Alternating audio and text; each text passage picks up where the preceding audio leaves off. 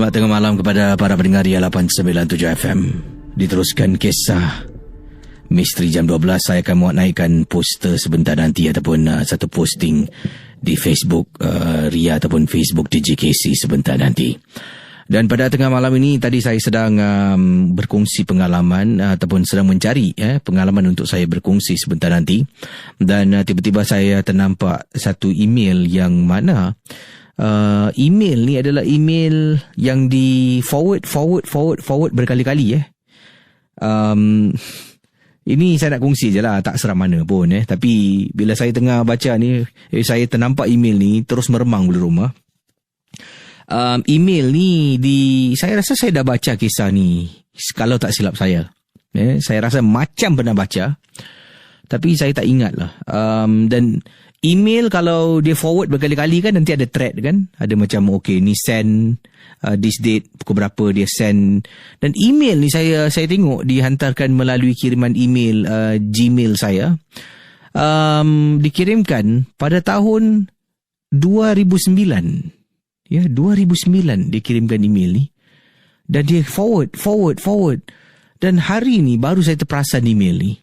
Dan email yang terakhir yang orang ni kirimkan, ya, bukan orang ni tapi seseorang ini kirimkan pada saya, yang terakhir. Sebelum ni adalah kisah kehidupan dia yang mana dia menuliskan tulis sebagai sebuah journal. Jadi dia berkongsi dengan saya. Saya macam mana tak terpandang ni pun saya tak pasti. Tapi dikirimkan seperti journal. Sebab tu tadi saya termasuk lambat sikit sebab saya nak habiskan baca. Tak habis lah baca semua tapi memahami apa yang dikirimkan. Journal yang ditulis ni agak menarik sangat. Katanya, Assalamualaikum Kisi. Waalaikumsalam. Ini email yang pertama. Saya akan berkongsi perjalanan hidup seharian saya bermula email yang pertama ini. Kerana beliau mengatakan beliau adalah mangsa sihir yang dibuat orang. Dan itu saja, ringkas. Kemungkinan kerana itulah saya tak layan kiriman beliau. Kemungkinan.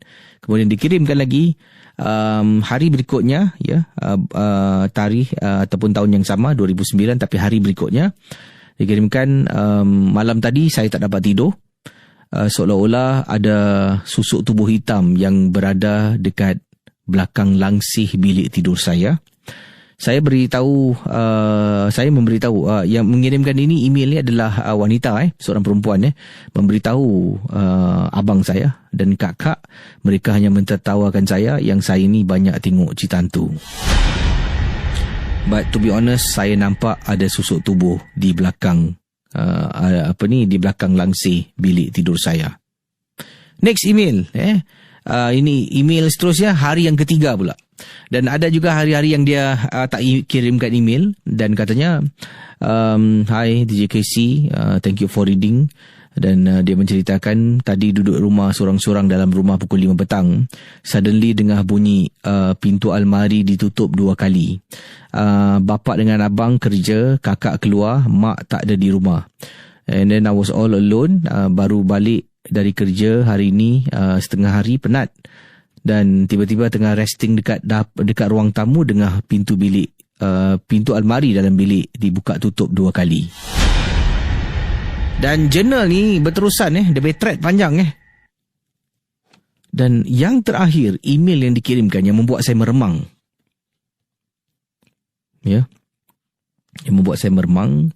Saya gunakan nama samaran, saya tak nak sebut nama, kemungkinan ni nama sebenarnya. Kirimkan sini, Hi Casey, this is, misal kata nama yang pengirim ni namanya mungkin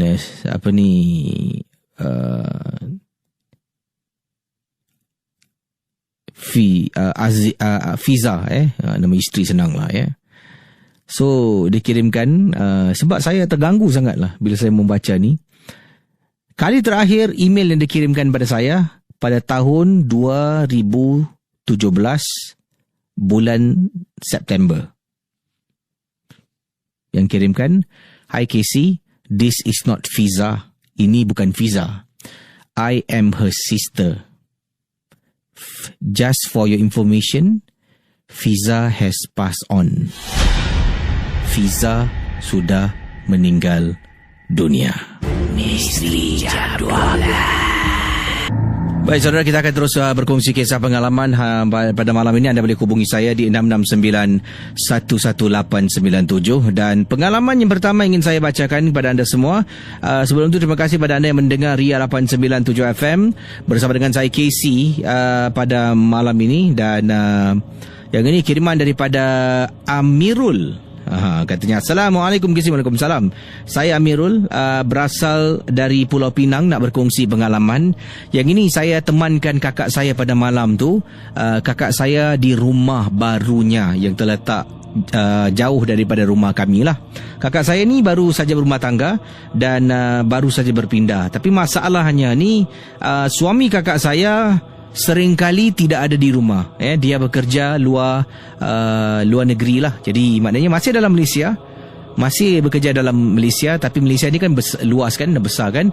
Jadi kadang-kadang suaminya berada di Johor, ada kalanya di ibu kota Kuala Lumpur.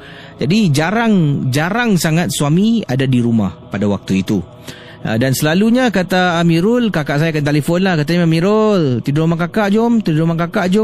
Satu, saya tak suka tentang tidur rumah kakak saya. Rumah kakak saya ni kondominium yang baru. Sekitar kawasan rumah kakak saya pada waktu itu tak ada kedai. Kedai tutup, kalau ada pun yang paling dekat pun tutup jauh lebih awal. Jadi saya memang tak sukalah, sebabnya satu, tak ada members, kawan-kawan jauh, dan duduk dalam rumah kakak pun pada waktu tu boring. Setakat paling-paling pun ada wifi untuk main internet. Jadi saya pergilah temankan, katanya Amirul di sinilah, pergi rumah kakak saya, temankan kakak saya. Dan yang berlaku, pengalaman yang diceritakan di sini, entah benar ataupun tidak, kata Amirul, malam tu kakak saya tengah tidur dalam bilik. Saya tidur satu lagi bilik yang lain lah, bilik berasingan. Tiba-tiba saya ternampak tengah tidur tutup pintu. Tutup pintu, tengah tidur dekat atas katil. Saya terpekik. Daripada saya ni diajak untuk temankan kakak saya pula yang menangis ketakutan sebab ternampak sesuatu. Apa yang Amirul nampak, dia cuba gambarkan kepada anda semua. Katanya, saya ternampak dekat depan pintu keluar masuk bilik yang saya tutup. Dekat belakang pintu tu ada orang tengah duduk bersila. Seorang perempuan sedang duduk bersila di atas lantai di pintu dalam bilik. Saya ternampak daripada baring terus, katanya di sini Amirul, baring dekat atas katil, terus saya melompat berdiri dalam keadaan ketakutan. Sambil itu saya memanggil, teriak nama kakak saya berkali-kali. Sampaikan kakak saya bangun, saya terus keluar dan memeluk kakak saya, kata Amirul. Jadi hal ini saya ceritakan kepada kakak dengan orang tua. Kakak saya masih lagi katanya tidak percaya. Kemungkinan kata kakak saya itu adalah saya ni bermimpi-mimpi yang buruk. Sampaikan pada satu waktu, apabila kakak saya, ini yang terkena pada kakak saya, dia waktu itu sedang berada dekat kawasan dapur rumah. Apabila televisyen yang dia tonton awal tadi bertukar-tukar saluran. Sekejap pergi saluran 1, lepas tu dia melompat pergi saluran 5, saluran 9, dia lompat lah. Tak tenteram keadaan di atas ataupun di dalam rumah. Jadi kakak saya pada waktu itu bila tengok saluran tu bertukar-tukar lah, 1 pergi 5, 5, 9, 7. Kakak saya pun cakap, Amirul, jangan main TV. Kakak saya ingatkan yang saya ni bermain TV dengan menggunakan remote control. Jadi dia marah saya. Kemudian kakak saya marah lagi, Amirul. Kakak saya pun dah cuci tangan, marah ni, masuk bilik cari saya. Cari, Amirul. Rupa-rupanya saya tidak ada di rumah. Saya turun ke bawah untuk membeli sesuatu di kedai mama. Saya panggil lagi berkali-kali, tapi nampaknya memang gisi, bukan rezeki. Misteri Jam 12. Yang ini pengalaman yang saya terima. Minta maaf tadi ada yang telefon tapi tak nak on air. Tu yang saya tak faham. Mohon maaf saya terpaksa potong. Kalau tidak nanti lama yang menunggu. Ini daripada Kak Latifah berkongsi. Katanya, Assalamualaikum, Waalaikumsalam. Kakak nak berkongsi sesuatu yang kakak pernah ternampak di pokok rumah jiran sebelah. Jadi jiran sebelah ni dengan kakak, kita ada menanam, bercocok tanam. Dan kakak lah yang selalunya menjaga pokok pasu bunga jiran sebelah. Ya, dan kalau jiran sebelah pergi ke luar negara bercuti, kakak lah yang akan tolong siramkan pokok bunga. Dan ada juga pasu yang pecah. Kerana apa? Pasu pecah ni antara selain daripada pasu pecah, katanya Kak Latifah, kerana terlanggar jatuh, pasu boleh jadi pecah kerana pokok ni dah membesar lah. Jadi akarnya dah tumbuh dan tanahnya dah semakin mantap. Jadi pasu tu boleh jadi pecah. Dan pernah berlaku Casey, rumah jiran kakak. Kakak ni tengah nak keluarkan pokok tu dengan tanahnya sekali daripada pasu yang pecah. Dah cuba perlahan-lahan sebabnya kakak tak nak terputuskan nanti pokok tu akan mati. Kakak perlahan-lahan dan cuba kakak ketuk sikit, buang tanah sikit, cuba keluarkan. Akhirnya terkeluar daripada pasu. Tapi alangkah terperanjatnya, bila dah terkeluar dari pasu, kakak dapati bahagian-bahagian bawah pasu tu macam ada bungkusan kain warna putih tapi dah kena tanah kan, jadi kotor lah. Terperanjat kakak nampak bukan satu, malah ada 3 atau 4 bungkusan-bungkusan kecil yang tak tahu apa isi kandungannya. Dan kakak tak tahu ini adakah jiran yang letak ataupun ada orang yang nak dengki dengan jiran, dia letak dekat pasu bunga rumah jiran ni. Wow. Jadi kakak mendapatkan pandangan daripada suami, dan suami katakan tak apa, awak tutup balik, biarkan dahulu. Mereka pulang, awak buka, awak tunjuk. Jadi senang. Kalau tak, nanti mereka tak akan percaya. Jadi itulah yang dikongsi sama. Persoalannya, apalah orang-orang ni sampai nak berbuat demikian, ya. Jadi saya haraplah kalau betul-betul itu tujuan sihir untuk keluarga yang tidak bersalah ni, dapatkanlah dia diberikan masa yang cepat untuk sembuh, segera sembuh. Okey, 6691189. Hello Ria. Hello. Hai, siapa ni? Oh, saya itu hari tempoh hari yang Sani yang telefon itu hari. Sani. Oh, Cik Sani. Ya. Ada pengalaman apa Cik Sani? Silakan. Oh, yang tempoh hari yang abang tu yang mandikan mayat kan. Dia cakap itu import, itu luar negeri, itu yang apa, mayat-mayat tu kan. Tapi itu betul bang. Itu apa, teman saya si hari arwah dekat Oman tu. Tapi jenazah dia datang itu dia dalam macam peti tau. Oh, okey. Dari itu peti tu dia ada cap macam kepala tengkorak banyak tu. Saya pendekkan kita dibawa balik di rumah, tapi kita bawa pergi kat Saraman main masjid tu. Dah dibuka tu peti tu, dalam dia ada lagi macam tin sardin gitu. Jadi kita buka kan, dalam tu dah dikapankan tu arwah kawan saya tu. Dan anda sendiri pernah nampak ke atau ini diceritakan oleh kawan awak? Ini bukan saya nampak, saya yang pergi melawat tu. Oh, anda yang nampak lah. Okey. Ya. Jadi kita buat pergi dekat Saraman sana, masjid tu. Kita buka lah satu-satu tu. Habis nak mandi kan tak payah mandi, cuma dah dikapankan sebab dekat Oman kan. Orang Islam tu kan. Sana banyak Islam ni, tak payah terus dikebumikan lah. Oh. Dah dikebumikan, semua dah kebumikan lah semua tu. Mimpi pula dia lah. Mimpi duduk macam poh lama kan duduk. Oh, anda mimpikan teman yang dah meninggal tu? Yelah. Cuma apa, gambar dia aja sudahlah. Itu saja. Jadi terima kasih ya bang ya. Ya, sama-sama. Kembali. Baik, pendengar Ria 897 FM, terima kasih sekali lagi pada anda yang sedang bersama dengan saya Casey pada malam ini. Dan peristiwa yang ingin dibacakan ini adalah satu kejadian dikirimkan kepada saya, datangnya daripada Rahman. Katanya Rahman, Assalamualaikum KC. Waalaikumsalam. Saya ada satu masalah ketika saya tidur malam. Kadang-kadang saya akan rasa sesak nafas. Perkara ini dah berlaku banyak kali, tapi bila saya beritahu hal ini pada isteri saya memberitahu mungkin saya suka tidur baring lah. Kalau boleh, isteri kata tidur miring kiri atau kanan.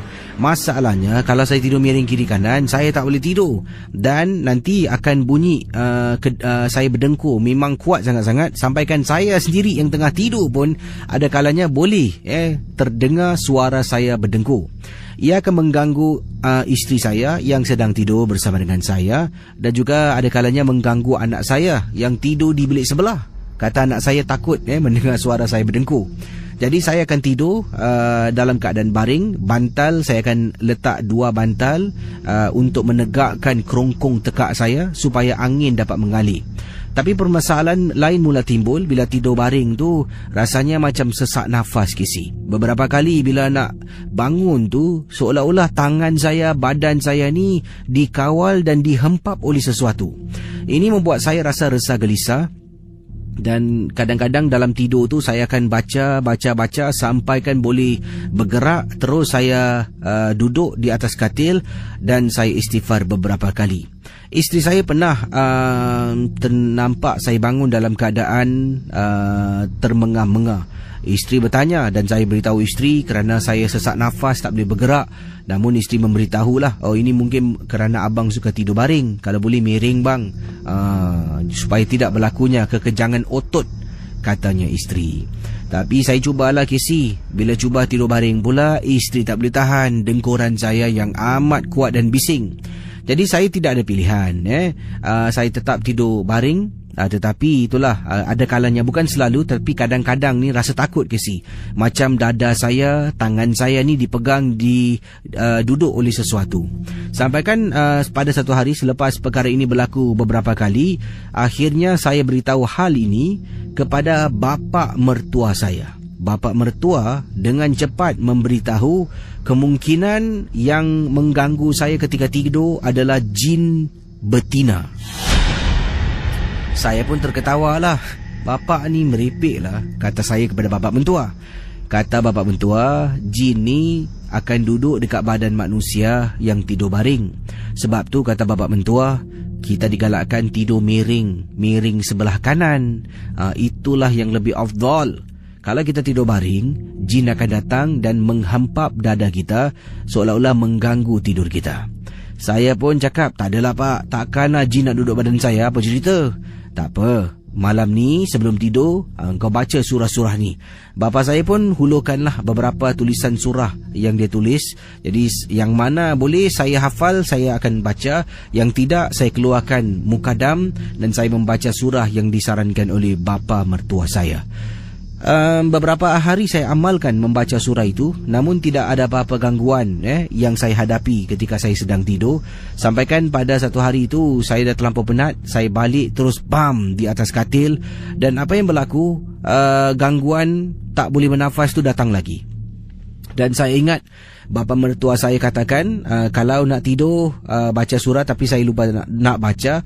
Namun dalam tidur saya tu, ketika saya tidak boleh bernafas, saya membaca surah-surah yang saya ingat dan saya hafal. Akhirnya saya dapat bergerak dan dapat buka mata. Namun perasaan dada saya ni diduduk oleh sesuatu memang membuat saya termengah-mengah. Dan apabila saya duduk, saya dapati seperti ada bayang-bayang hitam yang keluar daripada tingkap bilik rumah saya KC. Jadi bila bangun, dia termengah-mengah, tapi dia buka mata, dia nampak ada macam bayang-bayang hitam terbang keluar daripada tingkap bilik rumah. Dan ini kemungkinan ternyata memang benar saya ini diganggu oleh makhluk jin. Sejak malam tu saya cuba berusaha, dan yang pertama sekali untuk mendapatkan rawatan bagi dengkuran saya dengan menggunakan beberapa aromaterapi ketika tidur, dan kemudian barulah saya tidur miring untuk membantu saya supaya tidak diganggu oleh jin ataupun dada saya diduduk ketika saya sedang tidur. Terima kasih dan selamat tengah malam kepada semua pendengar Misteri Jam 12. Yang pasti lebih banyak kisah dapat diketengahkan dalam MJ12, dan tempoh hari juga saya ketika pergi ke Adam Road terserempak dengan seorang pendengar bernama Cik Mokhtar. Cik Mokhtar ni dah memandu teksi lebih kurang dalam 20 lebih tahun, kata beliau. 20 lebih tahun memandu teksi, dan beliau menceritakan pengalaman beliau. Beliau tanyalah, "Kisah apa khabar?" "Baik, saya suka MJ12," kata Cik Mokhtar. Terima kasih Cik Mokhtar. Dan kata saya ada cerita, boleh dengar tak? Saya kalau ada masa, saya boleh dengar lah. Kadang-kadang yalah kena bergegas, anak-anak sekolah dan sebagainya. Jadi kalau saya kata minta maaf lah, saya tengah sibuk. Jadi harap faham lah. Jangan pula ingat saya ni sombong dengan kes ni, tak ada dengar cerita saya. Sebab cerita hantu ni kadang-kadang panjang. Saya nak berdiri nak dengar tu kes kronik ya saudara.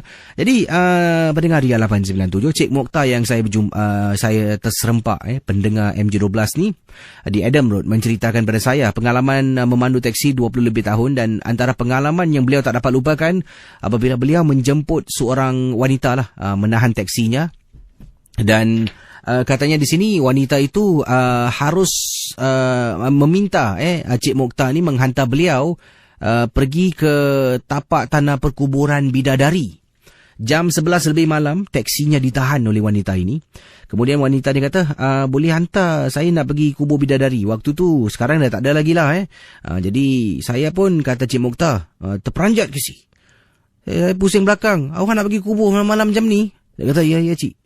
Jadi saya tanya, "Buat apa Yelah, lumrah manusia bukan kepo. Cuma ambil berat nak tahulah. Jadi dia pun beritahu saya secara jujurnya, dia memberitahu katanya dia nak pergi kubur bidadari sebab dia nak pergi ke salah satu makam yang ada di sana. Jadi okeylah, dia kata nak pergi makam. Saya pun kata okey, no problem, saya boleh hantarlah. Jadi dalam perjalanan saya tengok dia ni tak bercakap banyak lah, diam je. Saya pun 2-3 kali tengok cermin, tengok belakang sedang dia duduk tu. Tapi mulutnya macam sedang komat kamit tau. Membaca sesuatu, bercakap sesuatu. Sampai saja dekat kubur bidadari tu, dekat luar tau. Saya tak masuk dalam. Betul-betul saya berhenti dekat tepi masjid bidadari. Dan dia kata, "Pakcik, minta maaf. Boleh tolong pandu masuk dalam tak? Saya nak jalan kaki pergi makam ni jauh sikit lah pakcik." Kata Cik Mokhtar lah Jadi, mak ni aku takut dia kena rompak ke si. Saya pun tawakal lah. Ingat yang baik je lah. Saya pun masuk sampai dalam. Memang dekat dalam tu ada satu makam. Jadi dia pun turun, dia bayar duit taksi. Dan saya masih tertanya-tanya, apa yang perempuan tu nak buat dekat makam ni malam-malam pukul 11 lebih. Saya tak tahulah, janji dia bayar. Saya keluar dan cabut ke si. Seram, kata Cik Mokhtar. Itulah pengalaman seram. Bukan nampak hantu, tapi dengan sifat manusia yang pelik dan aneh. Okey. Jadi kalau sudah bersedia, kita teruskan Misteri Jam 12 bersama dengan saya Casey, Ria 897 FM.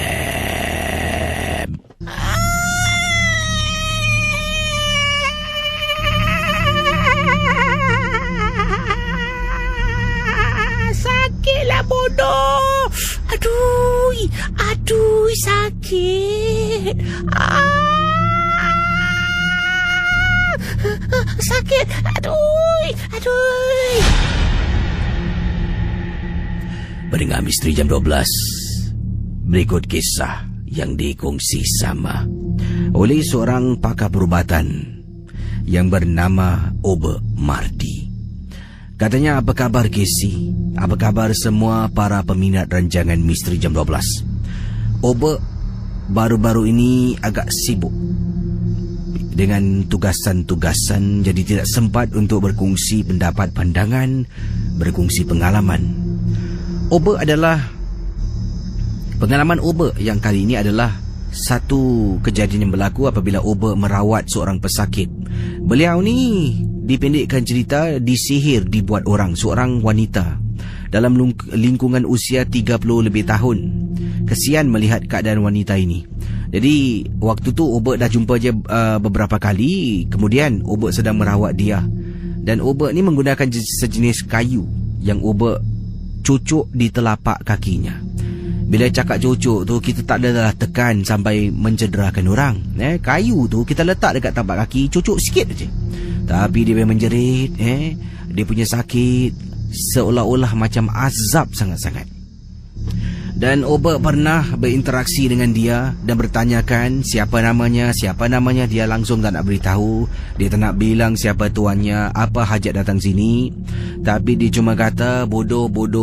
Itu saja yang diulangi berkali-kali. Untuk merawat ni Casey bukan satu perkara yang mudah. Ya, kadang-kadang kita berdepan dengan makhluk yang menghuni badan orang. Makhluk ini jenis yang degil, ada juga jenis yang bengis, yang garang, yang mana Obek harus merawat dengan kesabaran. Sebabnya merawat makhluk halus ini, kita juga akan diuji dari segi kesabaran. Mereka ni, makhluk ini, iaitu yang masuk dalam tubuh wanita tadilah, mereka akan meludah. Bila kita kena ludah, kita akan merawat dengan perasaan marah sebab kita nak balas dendam, sakitkan dia. Itu salah, Casey. Sebabnya kita merawat kerana kita nak keluarkan makhluk ni dari tubuh badan wanita ini. Jangan kita merawat kerana kita rasa marah, kita rasa geram sebab kita diludah. Ada perbezaan. Kalau niat kita seperti itu, maka susahlah kita nak merawat makhluk halus ini. Obek pernah kena ludah, pernah kena terajang. Obek pernah dimaki, dicaci, dihamun. Dan malah keluarga Obek juga pernah menjadi mangsa. Apabila Obek merawat, dia ikut balik. Dan nasib baiklah dalam rumah Obek dia tak boleh masuk, hanya dekat luar rumah saja. Kedengaran bunyi telapak kaki orang berlari, jalan, bunyi gelang kaki yang berloceng dan sebagainya. Kisah ini, wanita ini dah beberapa kali berjumpa dengan beberapa pakar, tapi Alhamdulillah Obek dijodohkan dengan dia. Dan apa yang terjadi bila Obek datang merawat tu dah hari yang ke-3 atau 4 kalau tak silap. Dan waktu itulah Obek mula menggunakan sejenis kayu, cucuk telapak kaki, dan dia mula rasa sakit, menangis terisak-isak. Suami sampaikan tanya pada Obek, sakit tak? Kesian melihat keadaan isteri. Obek mengambil kayu tu, kemudian Obek cakap, okey, awak duduk, saya cucuk kaki awak. Saya cucuk kaki, takkanlah macam gini. Kalau macam gini mana sakit? Tapi isteri saya ni, itu bukan isteri awak. Awak kena ingat, isteri awak tu dah dihuni oleh makhluk ni.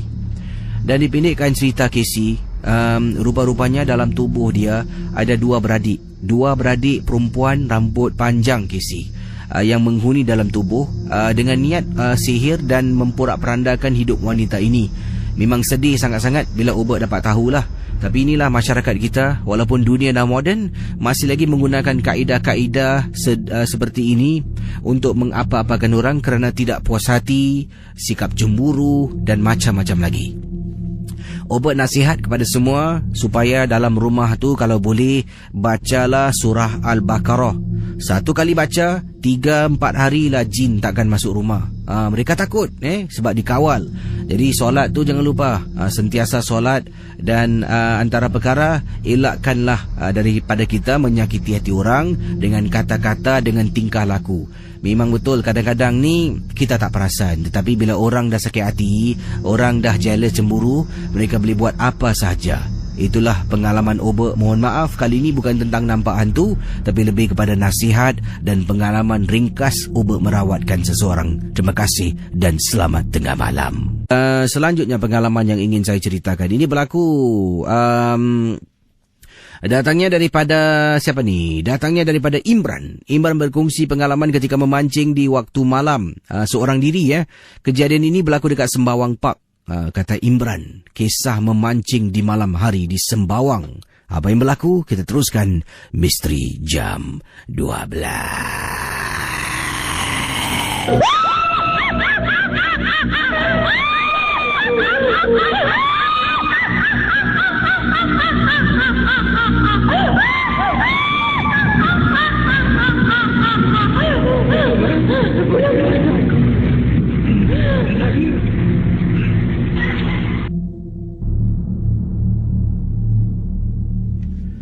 Baik, pengalaman berikut ini kata Zali, peristiwa memancing seorang diri dekat kawasan Sembawang Park. Kadang-kadang kita ni dah ada tanda-tanda, tapi kita tidak mengindahkan tanda-tanda. Waktu tu saya memancing seorang diri, kata beliau, dan apabila saya terbau, bau yang amat saya kenal sangat-sangat, bau harum. Ini merupakan bau bunga cempaka, Casey. Lazimnya bau bunga cempaka ini dikaitkan dengan kehadiran makhluk seperti Pontianak. Tapi oleh kerana saya ni dah kemaruk pancing, maklumlah dah dapat 2-3 ekor ikan. Jadi saya terus nak tetap memancing. Mungkin pada malam tu adalah rezeki saya. Apa terjadi? Sedang saya tunggu umpan saya dimakan ikan, saya pun duduk dekat bangku kecil yang saya bawa bersama. Sambil sandah tu, saya pun minum secawan kopi sambil menantikan loceng pada joran saya berbunyi. Tengah duduk, tiba-tiba bau. Pertama, bau bunga cempaka. Saya tidak indahkan. Bau ini semakin lama semakin membuat bulu rumah saya meremang. Bulu tengkuk, bulu tangan saya meremang.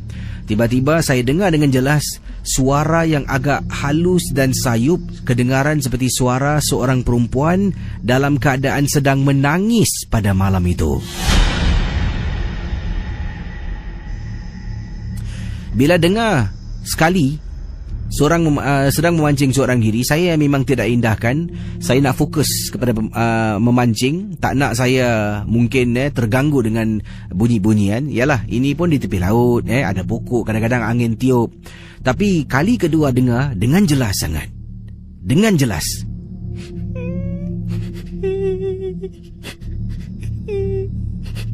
Bayangkan, suara perempuan menangis. Seorang diri dekat kawasan Sembawang Park sedang memancing.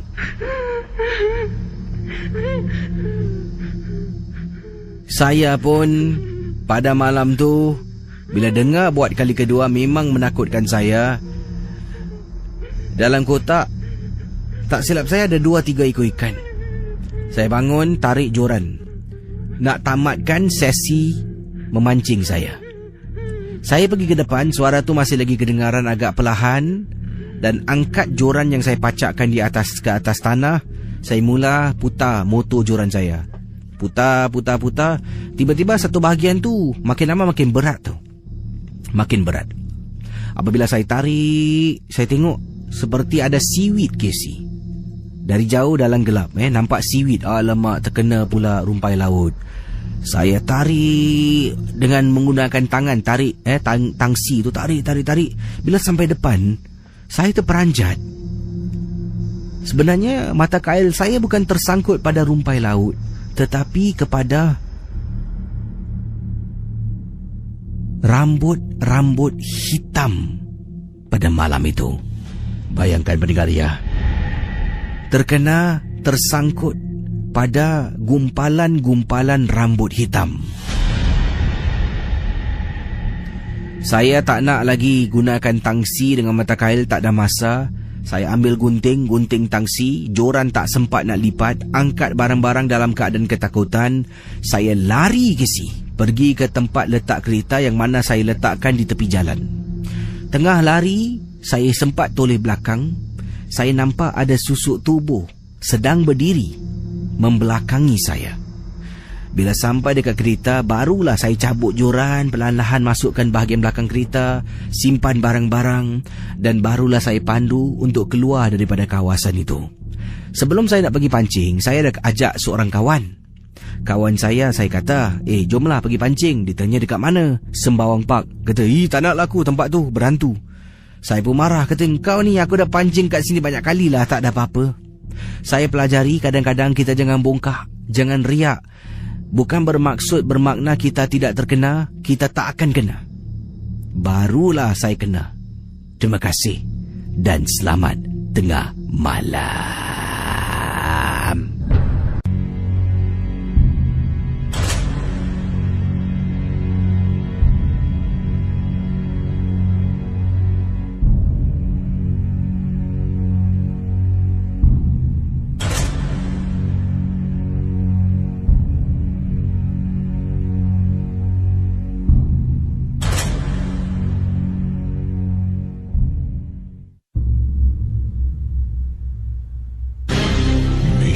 Jam 12. Kalau berani dengar, kalau takut jangan. Misteri Jam 12. Kisah-kisah yang anda dengar dalam rancangan nombor 1 radio Misteri Jam 12 hanyalah sekadar satu hiburan sahaja. Jangan mudah percaya Jangan terikut-ikut dengan apa yang diketegakkan. Yang pasti, rancangan Misteri Jam 12 hanya sekadar hiburan. Ya, selamat tengah malam ataupun selamat pagi pada semua pendengar Misteri Jam 12. Bersama dengan saya Casey pada tengah malam ini. Dan saudara, semalam saya telah pun muat naikkan satu gambar yang mana saya bertanya soalan kepada anda semua tentang gambar seorang ni berkongsi gambarnya. Ada kalanya dia bangun dari tidur, ada kesan lebam terdapat pada tangannya. Kadang-kadang hanya satu kesan lebam, kadang-kadang ada beberapa tanda kesan lebam di tangannya. Ini kiriman Rina yang berkongsi dan mungkin apakah pendapat pandangan anda tentang hal ini. Biasalah kalau kita tanya soalan-soalan macam ni, ada yang akan bergurau senda di pagi raya. Jadi ada juga yang memberikan komen-komen yang mungkin pendapat pandangan yang boleh kita pertimbangkan. Dari Yunita Enda Prihatin katanya, terlalu penat agaknya. Otot kejang, darah mengalir tak teratur. Jadinya lebam-lebam. Apa-apa pun sebelum tidur baca doa. Tidur lena, Allah SWT akan jaga ya. Amin. Terima kasih. Amin. Ahmad Kamal J kata, secara umumnya permasalahan sebegini biasanya berlaku kepada wanita yang kebiasaan tidur selepas waktu asar. Kesan lebam itu sekalinya dapat dilihat pada anggota tangan di bahagian lengan dan paha kanan atau kiri. Tumpuk lebam, kebiruan dan jika mampu dilihat pasti ada 5 lubang halus pada lebam tersebut. Katanya Ahmad Jamal. Ada juga yang bergurau senda. Ada kata kat sini, lebam-lebam ni tengah wrestling ke? Tengah tidur. Ada yang katanya di sini daripada mana ni? Ini dia. Daripada Haji Ismail katanya, kesan lebam ini ada 2. Kalau kita fikir dari segi saintifiknya, ada penjelasan tentang skin inflammation. Wow, Haji Ismail main cakap ini istilah-istilah doktor. Katanya Haji Ismail ini merupakan jenis skin inflammation, mungkin boleh terjadi.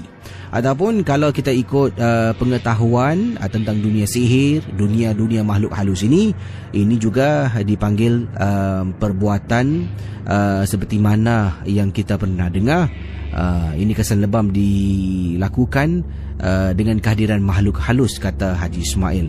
Makhluk halus ni akan mengisap bahagian-bahagian tertentu tubuh kita dengan mengisap secara halus lah. Dia bukan datang dekat kita dia hisap, tapi ada cara-cara halus mereka lakukan. Wallahu a'lam. Apa yang penting sebelum tidur tu ada baiknya untuk berwuduk. Dalam keadaan wuduk tidurlah kamu, nescaya kamu tidak akan diganggu dengan kehadiran jin ataupun syaitan. Nampak? Yang ini ada kata di sini, saya pun pernah terkena hal macam ni. Siapa boleh tolong? Liza Ibma yang juga menunjukkan ada bekas macam tanda yang kata beliau ni sebuah gigitan ke macam tu lah. Jadi ramai telah pun bersuara memberikan mungkin pendapat pandangan masing-masing. Baik, kita akan berehat seketika dengan kisah berikut ini. Mungkin kalau ada lagi pendapat pandangan yang boleh digunakan, boleh anda kongsi sama di Facebook Ria. Tapi posting ni posting semalam yang saya tanyakan soalan ini.